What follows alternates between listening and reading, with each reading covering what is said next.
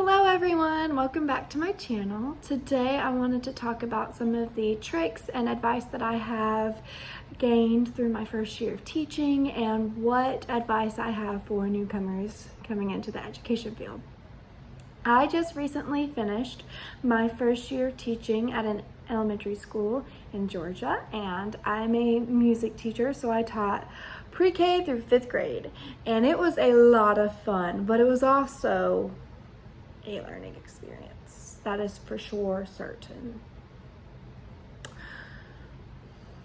But I wouldn't have traded it for anything in the world, and I love my job and I love being able to teach kids, and I'm living the dream.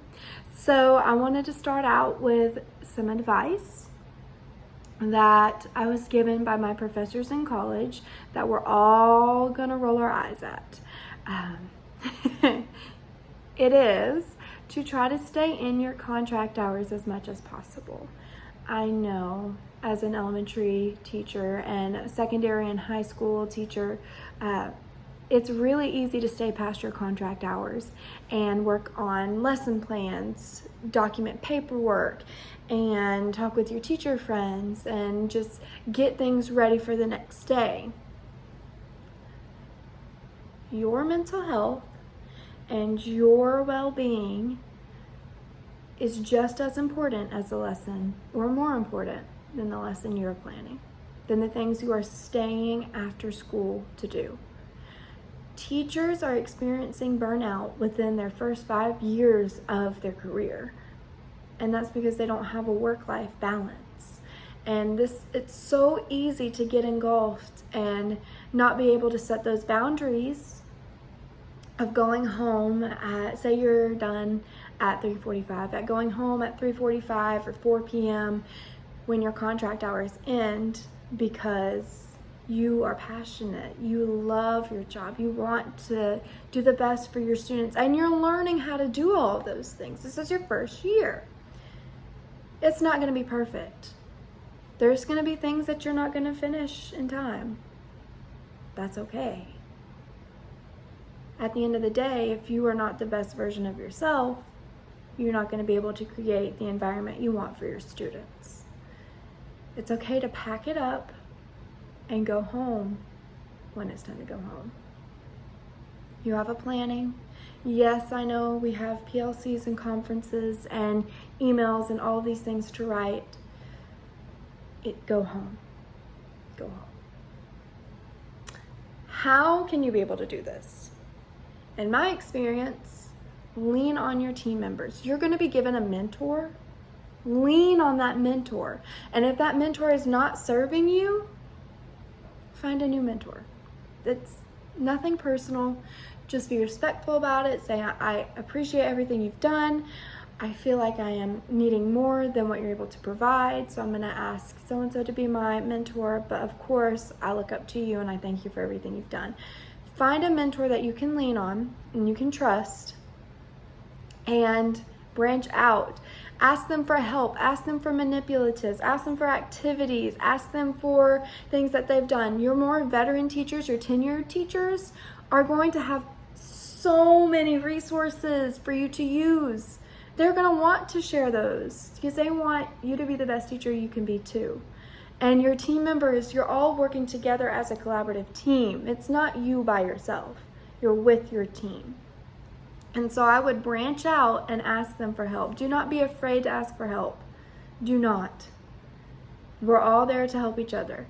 And if you're someone like me who doesn't have a content person with you, like there's no other music teacher in my school, lean in on your team. I have the PE teacher, the art teacher, I have the STEM teacher, the librarian, I have our culture teacher.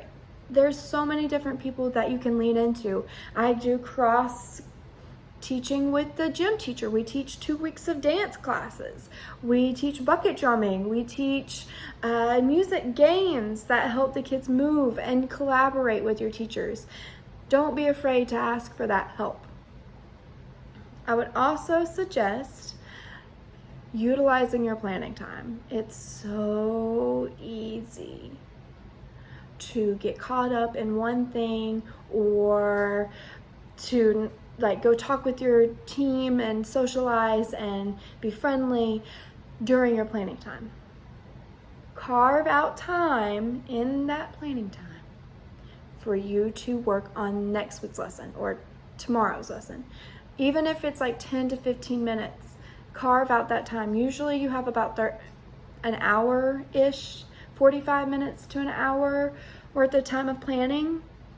Make sure you carve out specific time to work on lesson plans, along with whatever else you are working on. That will help reduce the amount of stress that you carry with you. When you tell a student you are going to do something, you have to follow through. You have to. It's so hard. But you have to. In my experience, I would not take away giant things for a small behavioral problem. Say a kid's acting out in class, he won't stop talking. Don't take away field day because of that action, because then you have to follow through. And that kid, it's just going to cause this whole thing. Don't take big things away for small issues. Like if the child got into a fight with somebody, yeah, field day's gone. Of course. We don't put hands on other people. But if the child is, talking or being disruptive, that's not something to take field day away. Take a second, relax, take a deep breath, and find an appropriate consequence that you can follow through on for that action. If that student is being disruptive, maybe that's slaps at recess. Maybe that's detention. Maybe that's writing another essay or another assigned coursework when the other students are doing something fun. Have appropriate consequences for student behavior and follow through. The follow through is going to give you more respect than any type of friendship type thing that you're going to try to do. You're not trying to be their friend. They're not going to respect you with that. Take a step back, breathe, and follow through on the appropriate consequence you give a student. They need that. They need that structure, and they will respect you more in the long run when you do that. It's also important, and it'll help you so much in the classroom if you create relationships, appropriate relationships in your classroom. Get to know every single student. Make a connection with every student. Oh, Billy Bob loves his scooter. Loves it. Okay, make sure you note that. Remember that. If something comes up about scooters, maybe you ask Billy Bob about that. Listen to students, listen to what they're saying, actively listen, and have conversations with them. If somebody wants to come up and tell you that they went to McDonald's last night, you better listen to that, and you better be excited about that, because that's important to them. That's important enough for them to share with you. Take the time to listen, no matter how busy you are. Take the time to listen and respond to the students when they tell you something. That will create the relationships that you need and that you want in your classroom. That will create that classroom bond that everybody wants to have. Taking the time to get to know your students, listening to them, and responding to them with love and care is going to show them that you love and care, and ultimately will help their behavior in the classroom 9 times out of 10. 9 times out of 10. And when they see you switch from being like calm and collective and like give them that face, they will understand and know to just step back and fix themselves. So many times I've had to do this in my classroom. And if I didn't create those relationships beforehand, we'd be going crazy. We'd be going crazy, and it's already crazy in the music classroom. It'd just be chaos. It'd just be pure chaos. I'd also recommend getting out of your classroom.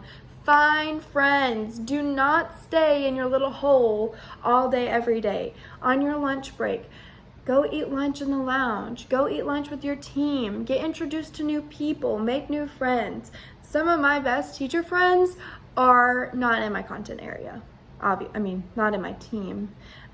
their 5th grade teachers or their 2nd grade teachers. Or on my way home, I'll go talk to the kindergarten team to see what they're doing, what they need, what they're learning. Or during our duties, I'll talk with teachers and you get to know them.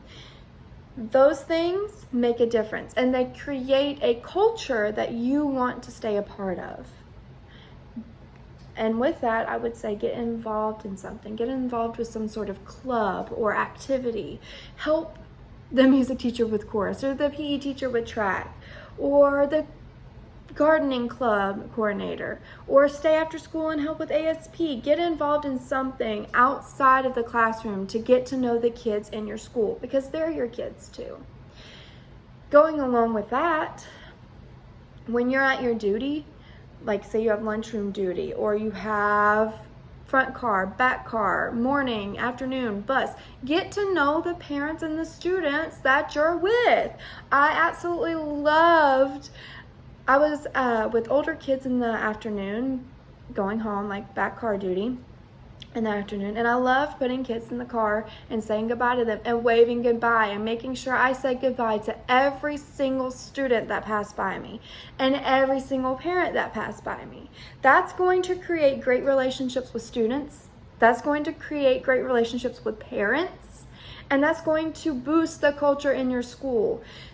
I cannot tell you the amount of times that parents have stopped on their way out and rolled the window down and said, "Thank you for just having a smile on your face and saying goodbye to us every day. That makes our day." My kid hasn't started school yet. They absolutely love waving goodbye to you, and it makes them excited to start out school. Doing things in a positive way, even if you don't want to do it, even if it's raining outside, if it's freezing cold, burning hot, have that smile on your face and be consistent and show up. That will make a difference in your school and with you. That you'll enjoy your job so much more. The things that people tell you you're not going to look forward to, like duties as assigned, like your afternoon duty, your all those things. There's such a negative spin on that, but there's so much positive thing. Like there's so many positive things that can come from it. It's what you make it. Your year is what you make it. And if you listen to the negative people around you, it's not going to be a happy, positive year. But if you create a positive environment, surround yourself with positive people, you're going to have a phenomenal year, no matter how hard it is, no matter what kind of kids you have in your classroom, no matter how they're performing, you're going to have a great year, and it's all how you make it. Make those connections, get out of your shell, put a positive spin on things, and take the time to listen. I cannot tell you how many things have popped up throughout this year that I have been unprepared for. And a lot of times you want to sit there and say, "I'm the teacher, I've got it. I don't need help. I don't mess up, I'm a teacher." No. When you are wrong, admit that you are wrong. Apologize and admit that you are wrong. I'm over here bucket drumming, like it's the second week of school, we're bucket drumming, I got kindergarten with me, and then we start doing something and I'm leading them through this activity and I mess up. Like I majorly mess up. And the kids are like, "What's wrong? What happened?" And instead of me being like, "Oh, nothing happened, it was just crazy," you take the time to say, "Yeah, I made a mistake. I didn't know what was happening there, and I went with this, and I should have gone with that. I made a mistake, and I'm sorry. That messed everything up a little bit. And I'm sorry for that. Let's try again." It shows students, number one, that it's okay to make mistakes. Number two, it shows them that you are human, which we all know a lot of times they don't realize that you are a human being too. Number three, it bridges that gap between teacher and student and shows them that you are there for them and their well-being. My fifth graders, my fourth and fifth grade chorus students know that I make mistakes and they love me anyways. Just like I know that they make mistakes and I love them anyways. And they have the space and the freedom to be able to make mistakes and learn from those mistakes because they've watched me do the same. We learn from our kids just as much as they learn from us. And just being humble in your job and making sure that you take that time, oh, I made a mistake and I'm sorry, to say that and let them know that that's okay and show them that you can fix it. If you can fix it and show them how you fix it, then they can too. It creates more independent people. It just helps so much. And this goes for parents and coworkers alike too. If you mess something up, just be honest and say, yes, I messed up. And that's okay. Your parents are going to respect you more in the long run if you do that as well. The last piece of advice I would like to give you kind of goes with teaching content and something that I have seen as a trend in education since I started college. Well, since COVID. I started college in 2020, so do not do everything for your students. It's so easy to just do it for them instead of taking the time and showing students how to do that. Unfortunately, this feeds into learned incompetence and learned helplessness. If you don't let students struggle through things, they're not going to learn how to do things for themselves. It is so hard to sit back and watch a kid struggle. Give them the tools and help them struggle through it. Don't do it for them. Give them the tools and the resources to do it themselves. My kindergarten and my first grade, they're not good at logging into their devices. They're just not. But instead of logging into their devices for them, take the time to show them how. If you take a man fishing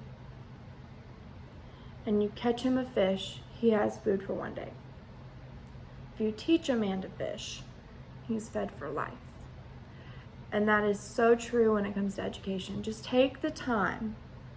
The frustrating, pound your head against the wall time to teach kids how to do something and let them struggle through it. Obviously, help them along the way. Don't sit back and just be like, yeah, figure it out. It's all you, figure it out.